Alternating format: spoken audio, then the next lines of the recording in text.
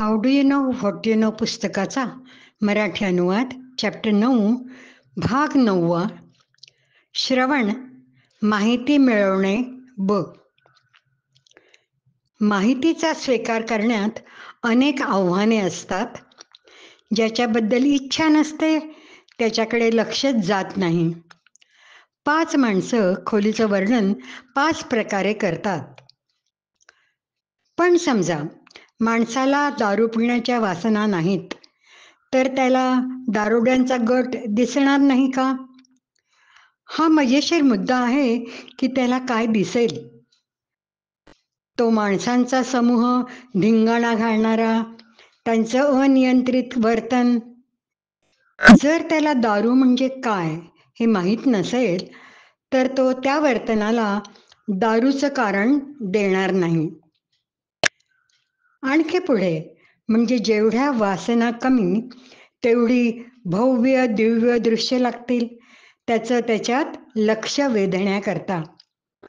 उदाहरणार्थ, माणसाला दारूच्या कमी वासना आहेत, त्याला माणसं दारू पीत बसलेले लक्षात सुद्धा येणार नाहीत जोपर्यंत त्यातला कोणी अति पिऊन धुडगूस घालत नाही. ज्या माणसाला पेंटिंगच्या कमी वासना आहेत त्याचं खोलीतल्या पेंटिंगकडे लक्षच जाणार नाही जोपर्यंत कोणीतरी सांगतं की हे पेंटिंग 5 कोटी रुपयाचं आहे, तेव्हा 5 कोटी त्याचं लक्ष वेधतं आणि पेंटिंग दिसतं. जसं मन तसं जग.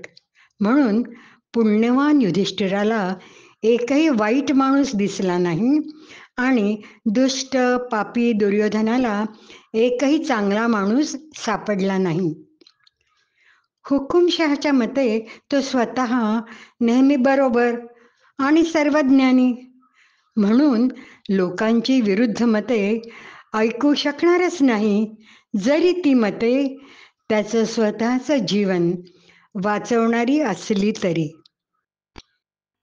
बॉसला त्याच्या माणसांनी सांगितलेल्या चांगल्या कल्पनाही पटू शकत नाहीत.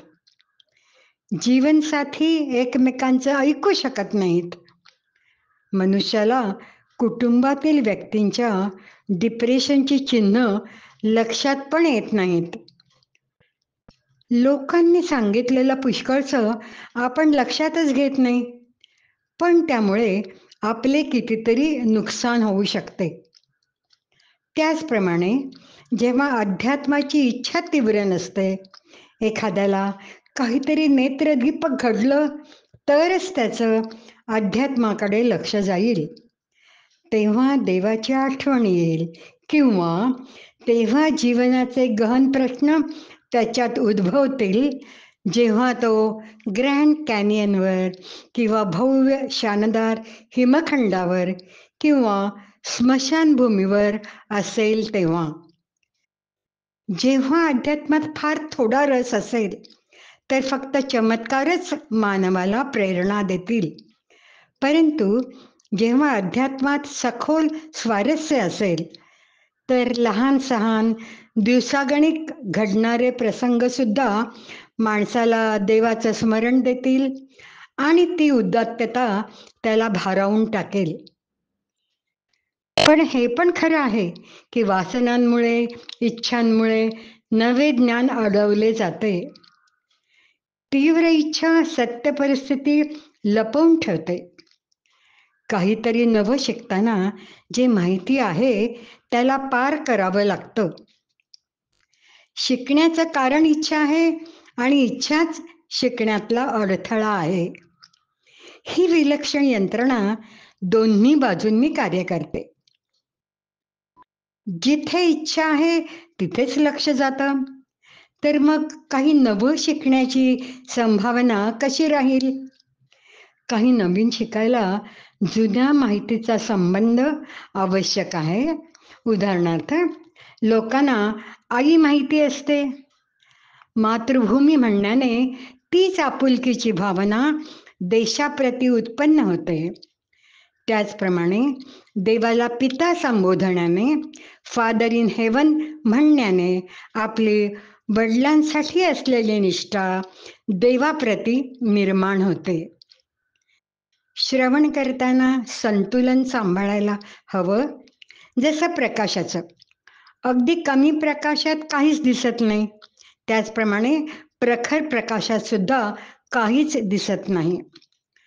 आपण इतकीच माहिती ग्रहण करू शकतो जिच्यावर आपण चिंतन करू शकू. संस्कृत सुभाषितात हंसाचा नीरक्षीरन्याय कथन केला आहे. Boundless indeed is the science of language, but life is short and obstacles are numerous. Hence, take what is of essence and leave what is worthless, just as the swan takes milk from the midst of water.